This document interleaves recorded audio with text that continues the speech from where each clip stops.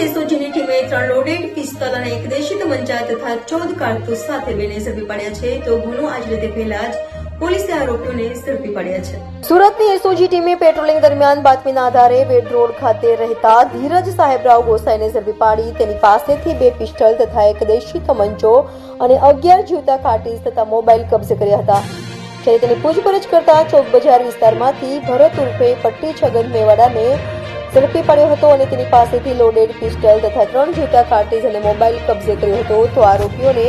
પૂછપરછ કરતા તેઓએ જણાવ્યું હતું કે મનુ ડાયા અને સૂર્યા મરાઠી ગેંગ વચ્ચે ગેંગ વોર ચાલી હતી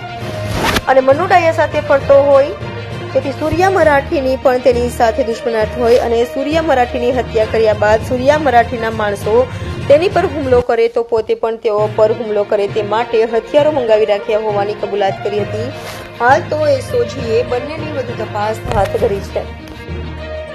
જે ડિસેમ્બરનો એસઓજીનું પેટ્રોલિંગ ચાલુ હતું એ દરમિયાન પ્રાણનાથ સોસાયટી વેડ રોડમાં ધીરજ સાહેબરાવ ગોસાઈ જે વ્યક્તિ છે એની પાસે હથિયાર છે એ માહિતીને આધારે ત્યાં એના ઘરે રેડ કરતા એની પાસેથી 2 પિસ્તોલ અને એક દેશી તમંચો અને 11 જીવતા કારતૂસ મળી આવ્યા। ત્યારબાદ એ વ્યક્તિની પૂછપરછ કરતા ભરત ભટ્ટી ઉર્ફે મેવાડા કે જે ગુનાહિત ઇતિહાસ પણ ધરાવે છે તો તેના ઘરે ચેક કરતા તેને ઘરેથી એક લોડેડ પિસ્તોલ